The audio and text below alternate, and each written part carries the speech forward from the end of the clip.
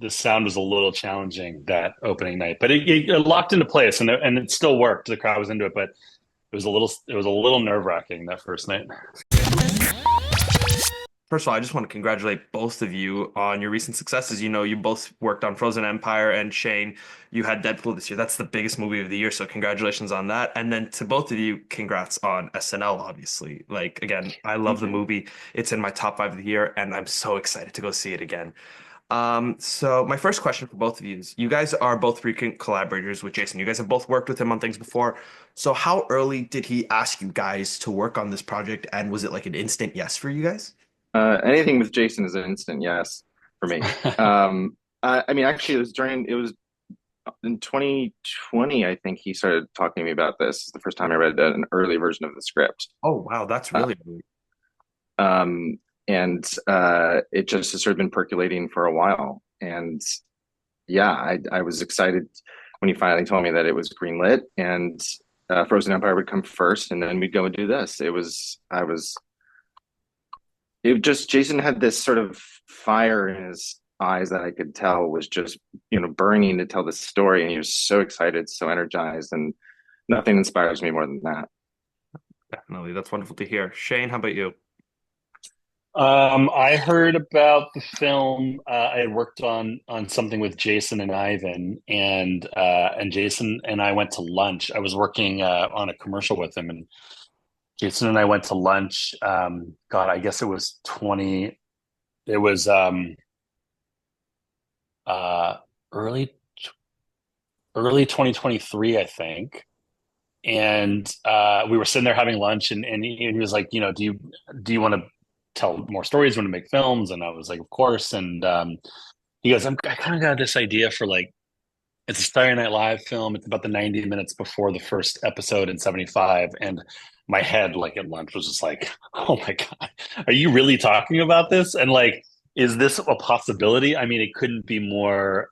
It wasn't offered to me at that point, but I think maybe it sort of slightly was. But it was thrilling. I'm such a fan of Saturday Night Live, and especially that I love that era, and I love that era of filmmaking. And I didn't even really know aesthetically how he wanted to go into it, but then when Nathan and I were on Frozen Empire, we got some updated drafts of the script, and we started to talk about it more, and it started to become a little more real. And the idea of rolling off of that film into this became a reality, and yeah, it was very exciting. That's wonderful to hear to both of you, and it's great to hear how involved you guys were on early on. Something I find very fascinating about SNL is the concept of the real time, like how this movie takes place in the 90 minutes before, and every now and then you see the clock and you realize it's actually in real time. As editors working on this movie, it's mostly your job to actually make sure that pace stays on track for those 90 minutes. Can you tell me a little bit about working with that concept? Because I found it very fascinating, and I don't think I've ever seen anything like that in film before. What's interesting is, well, first off, the clocks for something that was not in the script, something we discovered in post-production, is something that we realized that needed to juxtapose chaos with um, just taking a breath, but also making you anxious because of that juxtaposition. But also, we needed to ground the audience of like, where are we? The characters are acting this way, but we needed the audience to know how much time's left. The edit process was interesting in that regard of we've been asked this question a lot, but it was not necessarily a constriction from the edit's perspective of we need this to be real time. We just needed to feel that it was real time. It was never we never had a stopwatch or something or calculated. Oh well, we need to get another 30 seconds. It was always about when we get to this clock, what time should it say, and does that feel right? And I think that organically led us to where the film landed, but it was not a rule. Interesting. I think organically in narrative filmmaking too, you have so many different time jumps that I think an audience loses sense of time. There could be a time jump, and that could be 20 minutes down the road. That could be an hour. It could be the next day. Obviously, it's not the next day in this film, but it's like you could see that when you had the film assembled without it, you almost lost a sense of that urgency. You did sort of wonder, well, how far away are we, and how long has this been, and it became as essential a storytelling tool as anything else in the film. Well, if it makes you feel guys any better, I think you actually pulled it off well because I was actually checking my watch throughout the movie every now and then to see if it lines up. I was very curious. Like every time the clock came on, I'm like, okay, let me see how long it's been. And I'm like, okay, you know what? That's actually pretty close. It actually was, I Yeah. think you guys did it really well, and I like the organic nature of it. Something else I love about this movie is that it's shot on film, and something really cool that I saw Jason post on his Instagram was him actually like snipping up like the film rolls and reels while he was prepping. So I'm curious, were you guys actually involved in that process of like the physical film strips prior to editing, like going old school, or did you guys just get the digital scans for that and then go into editing? We didn't handle the film at all on this. It was scanned and Okay, then sent to us digitally. I see. I think that would have been We, very cool though. it would have been very cool, but Yeah. we would not have been able to get the film We on wouldn't have time if known what we were doing, and we would have we. been fired. And so, Yeah, Okay, so maybe it's for the best then. yeah. Um, did you guys have a favorite scene to edit? And if not a favorite scene in particular, was there a favorite character you were always excited to watch whenever it was time to edit? I think one of my favorite scenes to edit was the 17th floor when you go up to with Lauren and Tebbit into the writer's room. I remember when talking to Jason early about the film, like as such a fan of Saturday Night Live for my whole life. I just wanted to know what those rooms looked like. I wanted to know what they felt like. I wanted to know what they smelled like. Like I think that's the juice. What was it like to be writers at that time at 3 in the morning, cranking out ideas, typing them up, actors rehearsing. Um, so when Jason sort of brought that room to life, it was really thrilling. And then why it was fun to cut was because there was a there were some longer takes that were designed by Jason and Eric Steelberg, our cinematographer, where you would sort of follow O'Donoghue. O'Donoghue would pass someone, come over to Franken and Davis. The camera would move off of O'Donoghue to Chevy and Herb Sargent would have their monologue that would move off of Chevy to the women, and then the couch came up and they get all their pages, and so each scene felt like a little mini scene. But when I started to put it together, I immediately felt like I wanted more energy. Is what Jason described too. He wanted that room to sort of bustle, and I think in the language we were learning in the film about that we especially learn in the long one or up front is like it's okay to be catching snippets of conversations. You want to feel like a voyeur in that way that you're listening to something, but you're pulled over here and your attention's here. And so to cut from like Gilda on the couch to find that little moment to Danny walking down the hallway and just catch a little bit of his UFO monologue that he's giving someone.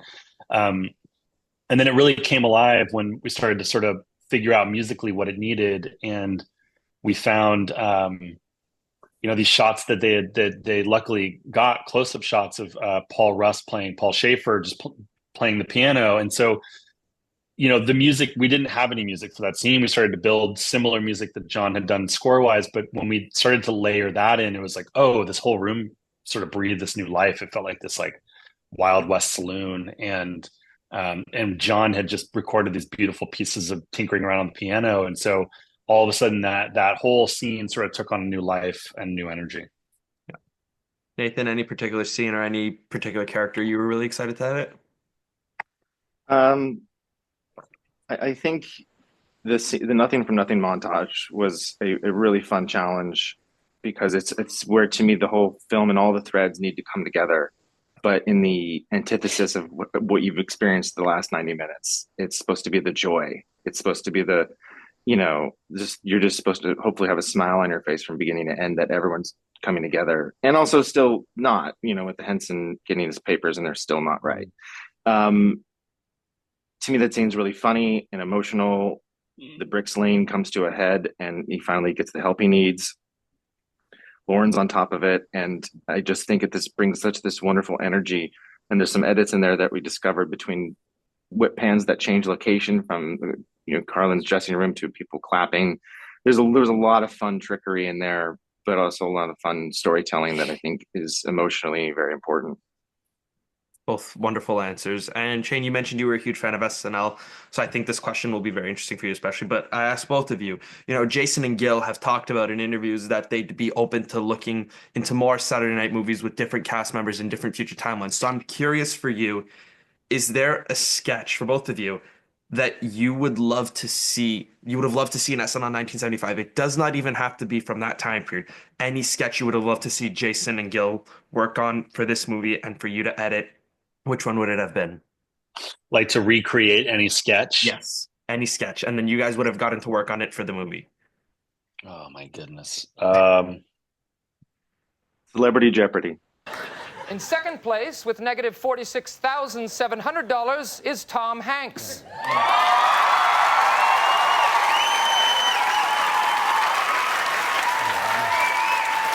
I am a slow starter, Alex, but I think that you'll find that I will catch up with Double Jeopardy. That's a good one. That's a good one. Celebrity Jeopardy. That's great. It's all like rifling. Maybe Farley Spade and Sandler doing the Gap Girls might have been a great one in the mall with Farley eating the fries. Hurry up and munch those fries. We've got to get back to work soon. Oh, no, I can't fold anymore. My hands are killing me. I think I'm getting that carpet tunnel syndrome. You don't have it. You can only catch it from a computer. Well, I'm definitely getting some sort of syndrome. Or Farley's coffee crystals and just losing it and ripping the whole place apart and destroying everybody like a Frankenstein monster. I was always Farley's energy was insane, and if there was a way to capture that cinematically and try and catch that on film, that magic of the antics that he played, that would be exciting. Those are always my favorite stories to hear. And you know what? I think you're right about that. I think he's got that energy, and I'd really love to see that. They're making a biopic on him, so maybe we will actually see him capture that. I'm very curious about that. I'm really curious about that one. I'm really curious. Yeah. Farley's a special animal. Oh yeah, one of the all-time greats. Can't go wrong with him. Absolutely. Much like Saturday Night in the movie, it's a lot of stress leading up to the 90 minutes, and I think that can also be applied to the production of this movie. I mean, it's shot from like March to middle of May, and then you guys had to like edit all in post leading up to Telluride in early August. Can you guys tell me about what that quick turnaround was like, and was it very stressful for you? Shane might be able to answer this more, that because I think a lot of his stress is what actually put some wonderful stressful things inside the movie. But it was less about stress than it was a wonderfully joyous hustle. Like, we worked hard. I wasn't worried or stressed like Lauren gets in the film. But it was a lot. But it was this, like, you're on for this ride and you got to trust the process. It's wonderful. I experienced more stress, but it only came from, I was juggling Saturday Night and Deadpool was wrapping, but a film of that size and being able to change the comedy performances as we went on within Deadpool's mask sometimes lent to picture changes all the way to the very end, and not really unexpected, but it was just a lot. And, we all knew this going into this project, and Jason knew this especially, but I'd be trying to do things that helped the film for a period of time. There was a time where we all locked in, but for a period of time, I was trying to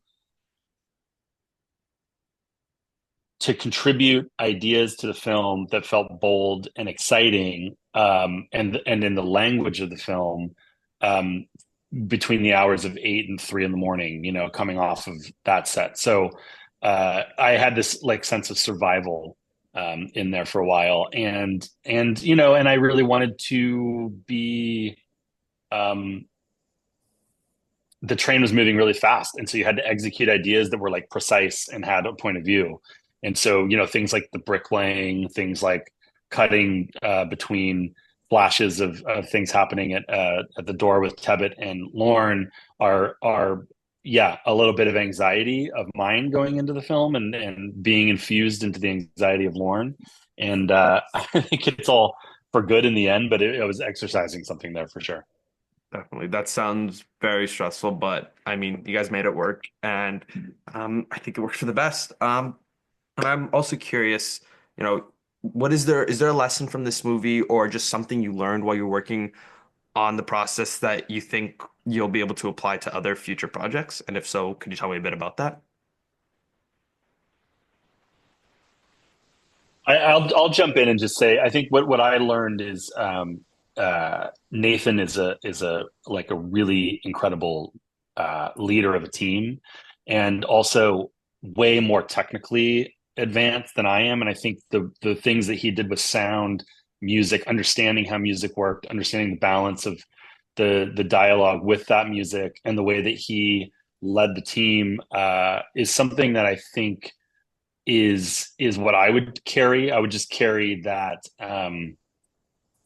that kind of captain mentality forward a little more, and I saw the things that he was very determined about up front, and you could see as the film went on that the reason that there was not a lot of stress and the reason that a lot of that was going well was because there's very strong leadership editorially. So I think for me that's my lesson. That's wonderful to Thank hear. you, Shane. I love the way you talked about him. Nathan, is there anything? It doesn't have to be it's about me, Nathan.